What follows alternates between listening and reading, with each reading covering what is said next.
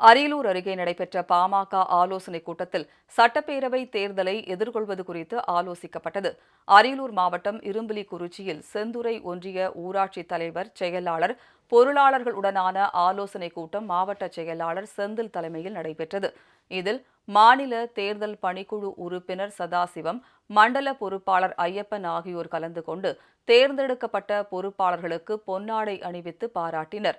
2026 சட்டப்பேரவை தேர்தலில் பாமக வெற்றிக்கான களப்பணியை தீவிரப்படுத்துவது என கூட்டத்தில் முடிவெடுக்கப்பட்டது. குன்னம் தொகுதியில் உள்ள செந்துறை மேற்கு, தெற்கு ஒன்றியங்களில் கலந்தாய்வு கூட்டம் நடைபெற்றது. 2026 தேர்தலுக்கான செயல் திட்டம். அந்த அடிப்படையில் இந்த தொகுதியில் இருக்கக்கூடிய எல்லா ஊராட்சிகளிலும் இப்படிப்பட்ட நியமனங்கள் செய்யப்பட்டு அந்தந்த ஒன்றியங்களில் கட்சிக்கு ஆர்வமுள்ளவர்களை ஒன்றிய நிர்வாகிகளாக தேர்வு செய்ய இருக்கிறோம்.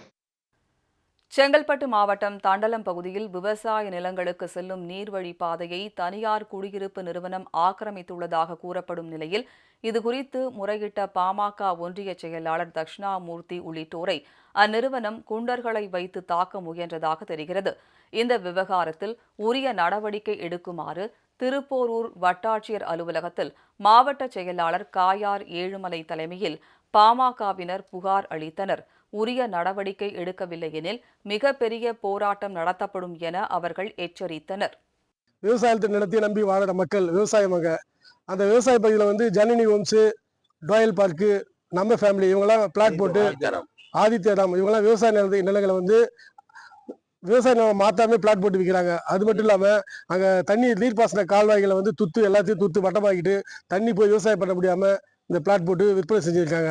இந்த நடவடிக்கை எடுக்கலைன்னா 14ஆம் தேதி மிகப்பெரிய போராட்டம், தாலுகா ஆஃபீஸை முற்றுகையிட்டு 2000 பேர் கூட்டி மிகப்பெரிய போராட்டம் நடைபெறும் என்பதை தெரிவித்துக் கொள்கிறேன்.